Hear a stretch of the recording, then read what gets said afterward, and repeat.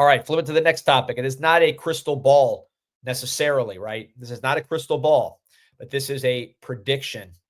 And let's say it differently. It's not a crystal ball. It's not even a prediction. This is more just buzz from national writers. I've said before, I think in my opinion, the top target left on the board for the Canes is Derek Cooper, running back from Chaminade. I know they're absolutely over their heels for this guy. He's a five-star player, runs a 10.7, 6'1", 205, 210. Looks like the Predator in person, physical, highly productive for a great program, plays offense, plays defense. You name it, this guy's a complete monster. We'll pull up the film in a second. He's visited the best schools in the country. That's what kind of player he is. Visited Miami, unofficially and officially a bunch. Visited Georgia, visited Texas, I believe.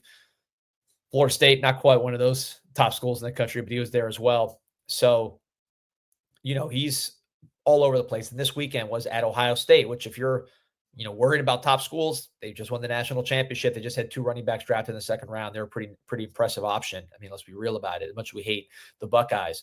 So here is what Ohio State is saying about Derek Cooper. And I always like to go behind enemy lines, right? Here's what they're saying.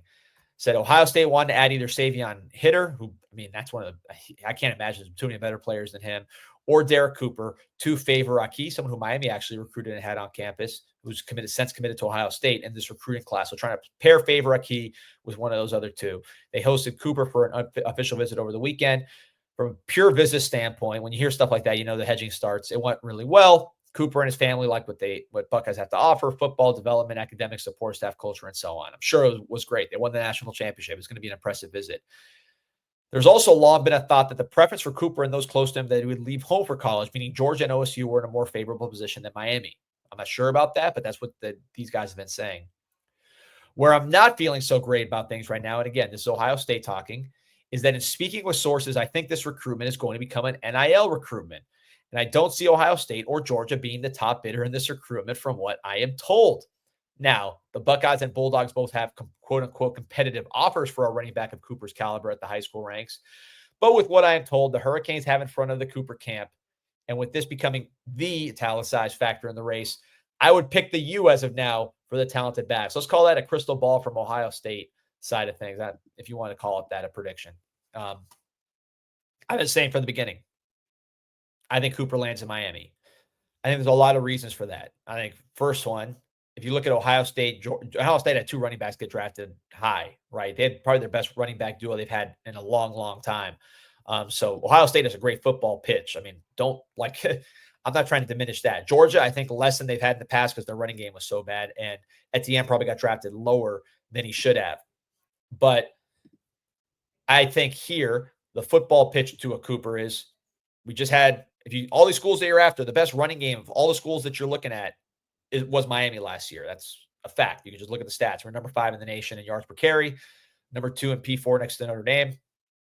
And, we never lost yardage. Our running game was dominant. And that was with Cam Ward doing everything he was doing. I think a guy like Derek Cooper behind that kind of offensive line, Martinez, Fletcher, Lyle, great players. But particularly Fletcher and Martinez, they're not 4-3 backs. And I think a guy like Cooper who runs in that range, I think he's 4-4 laser right now, but with his running a 10-7, I think you're talking about a guy who's going to be a 4-3 back at the next level just based on how he looks on film, the 100-meter time, etc. You're talking about a guy who those same carries, if he gets that kind of daylight, he could go 70 yards with this offense. And of course, Miami's offensive line class, Cooper knows very well. You have the number 1 player in the country committed in Jackson Cantwell, Joel Irvin, Cannon Pickett, Ben Cogden, who was visiting this weekend and is very, very talented 4-star player. Then you got interior guys, Reese Woodrow, JJ Sparks, just kind of the overall. Cooper knows that just in general, Mario and Mirabal are going to have a top offensive line, regardless of all the names. And obviously he knows a name like Jackson Cantwell. Brett Kaloje, another guy that Ohio State and Georgia are fighting for, could potentially be a Cane as early as this week. We'll talk about that in the future. So with Cooper, you're going to have a good offensive line. You had a good running game last year. And it's Miami. It's home. He's from South Florida. So I think all of that is a factor. And then look, on the NIL side, here's the reality of the whole situation. I do think Miami prioritizes Cooper at the highest level. And look, you're Georgia, Ohio State. First of all, you have local guys you got to take care of. You have certain national guys you have to take care of. And look, I mean, they are a top team. I mean, they spent a lot of money, a lot of good players. I mean, they are the top. I'm not trying to diminish that. They're not Florida State or some of these teams that are more of a joke.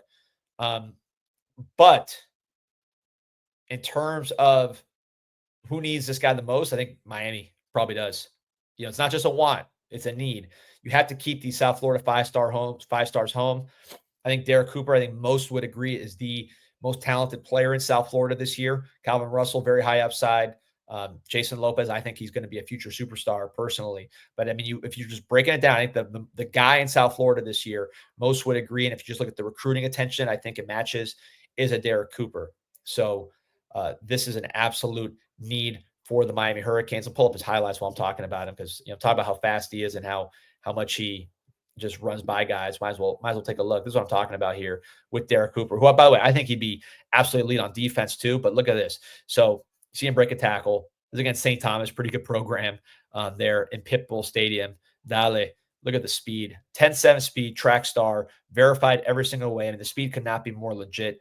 This is against, I believe, Clearwater Catholic, perhaps, is a state championship game. So again, big time stage, and just look at the pure speed of this guy.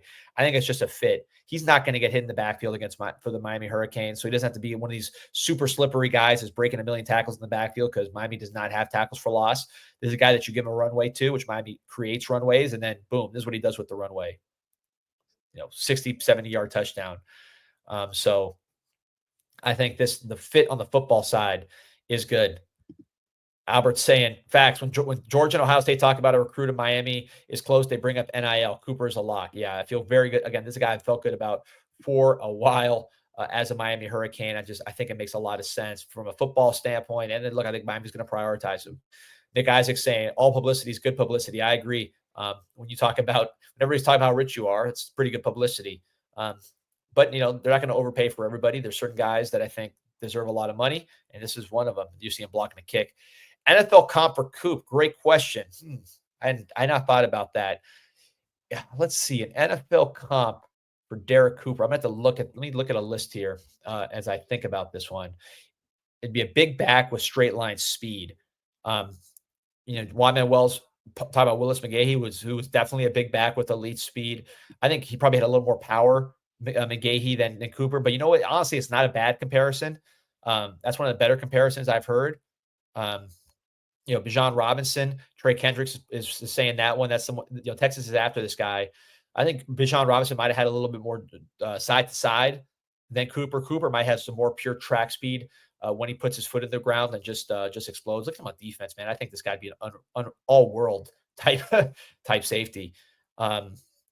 Brian Robinson from Trucking with Trey, another solid comparison. I think speed-wise, you're going to have an advantage with Cooper. Again, this guy I think is going to be a legitimate 4.3 type guy when it's all said and done. Probably closer in speed to Jahmyr Gibbs, but bigger in size. Maybe not side to side quick as a Jahmyr Gibbs. I think that if you're talking about the weakness with Cooper, I would say he's just not the most he's kind of a, how do you say, like a straight line runner, straight lines going forward, straight up with his back, straight up physical, but he's not like one of these guys that's close to the ground, juking a million guys out. That's not really what he does. But then he does break tackles as you see there. And then and he's tough as you see there. And then the speed is there. So yeah, another comparison to McGahee. Listen, if he's half the back McGahee was, we're talking about one of the absolute best players in the country. Over 1,200 on like and subscribe, man. We appreciate you.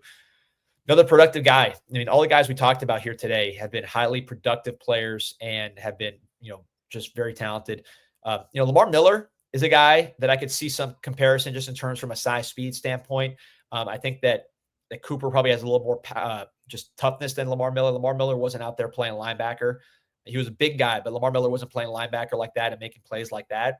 So that'd be an advantage for Cooper. But I think a Lamar Miller, as far as like the more recent guys, here's a pretty good comparison here from Hassan Shiab, Todd Gurley. I'm not saying he's as good and as powerful as Gurley. I mean, Gurley was really a monster before he got hurt. I mean, Gurley was as good as it gets, but I do see some similarities with Gurley.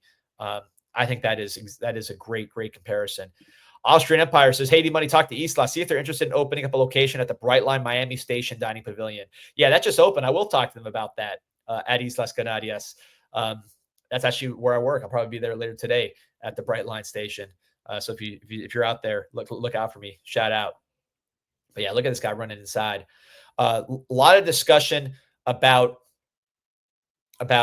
who, that's another good one too from Apollo Sayer. Najee Davenport from Miami Central, who people forget because he got injured against Ohio State, but this guy was incredible. He was like the original size speed back for the Canes. He was an upright runner, also played linebacker, also played fullback for the Canes, ran a 4.4. Great. I like that one. I mean, Najee was really thick. I think he's probably a little thicker build than Cooper. Cooper's big and like tall and lean, but I mean, he's not as like just thick as a Najee Davenport, but I can see that comp. I could definitely see that comp, old school one from Apollo Sayer. But while we're talking about Islas Canarias, we'll save that spot. Let's keep watching these highlights for Cooper, man, because I'm enjoying them. There you see him running against St. Thomas. There you see him catching the ball. This is something that he did very well against in the Under Armour All-America game. So Cooper went to the Under Armour All-America game, played as an underclassman, which is the new thing that they have now because so many people were missing the game.